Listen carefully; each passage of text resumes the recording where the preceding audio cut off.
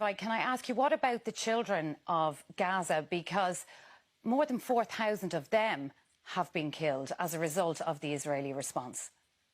The suffering in the Gaza Strip as a result of Hamas's decision to declare war on us on October 7th is heartbreaking. None of us want to be in this situation. This isn't a war that Israel started. It's not a war that we wanted. It's not a war that we even expected.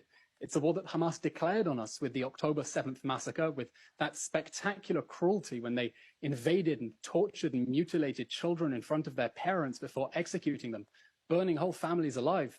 And we are doing everything we can inside the Gaza Strip to get civilians out of harm's way.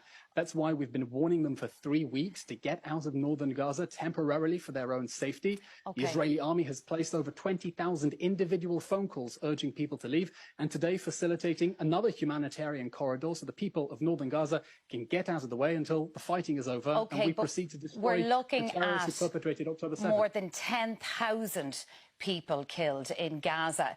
Our Taoiseach here said that what's happening looks like something approaching revenge. No. What Israel is pursuing is its legitimate right of self-defense, as most Western governments have accepted, to defeat the terror organization that perpetrated October 7th, so it can never do it again. But was there not another way to do that? This response has been unprecedented. More than 10,000 people killed. I hear and understand your concern. I wish we could send an email to Hamas and make it disappear, but unfortunately, that's not the case. It's a genocidal jihadi group that is openly vowing in English to do a second October 7th, a third, a fourth, until they kill every man, woman, child in the country. Our response is proportionate to that threat, to the threat to annihilate the Jewish people and the state of Israel. We're doing everything we can to get civilians out of harm's way. But when Hamas embeds itself within the civilian population, using them as human shields, it is recklessly endangering them. And we think that the international community is right to be outraged, and that outrage should be directed at Hamas inside Gaza and not at the army that has been doing everything it can, I would say, more than any army in the history of warfare, to get civilians out of harm's way. Those 10,000 dead, they are not all Hamas militants, are they?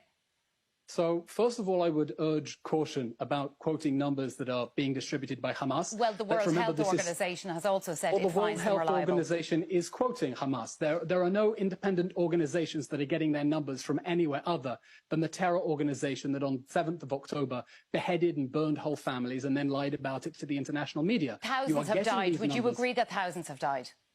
I do not know the exact number. I'm saying, as we saw just the other week, when an Islamic Jihad rocket hit a hospital and Hamas immediately blamed Israel, that the world should treat anything Hamas is saying with a huge pinch of salt, because Hamas is deliberately spreading disinformation to attract international sympathy and stop Israel from exercising its legitimate right to dismantle the terror organization that perpetrated the biggest massacre of Jews since the Holocaust. UN agencies and charities have also called for a ceasefire. However, they say the humanitarian situation on the ground is unbearable, that civilians are bearing the brunt of this.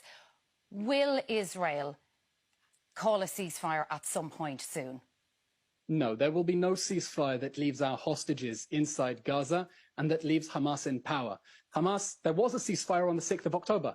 Hamas broke it and brutally massacred 1,400 people. Hamas doesn't get to ask for a ceasefire just because it's being clobbered.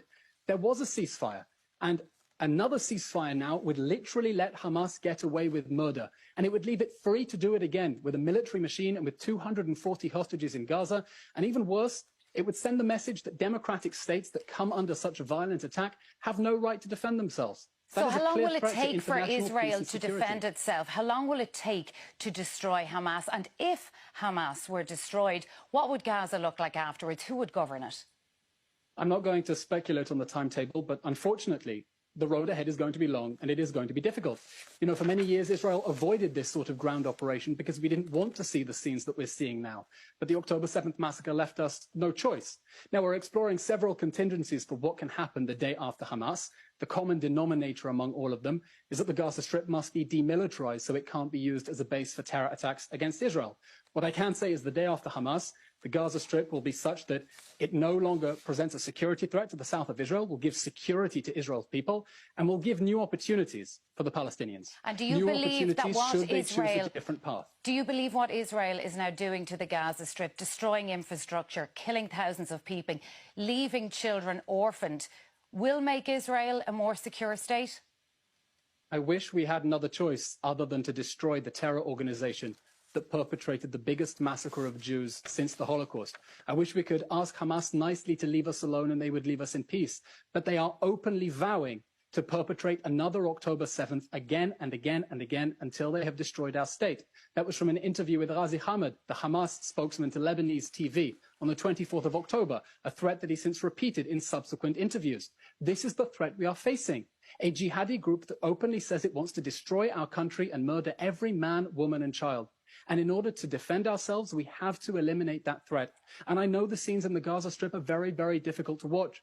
And we hold Hamas entirely accountable for all civilian deaths and suffering that result from its decision to declare war against our people, sending thousands of rockets at us, brutally massacring people, and embedding themselves in the most cowardly fashion among civilians. Ilan Levy, who's spokesperson for the Israeli government. Thank you so much for joining us on the 6-1 News. Thank you very much.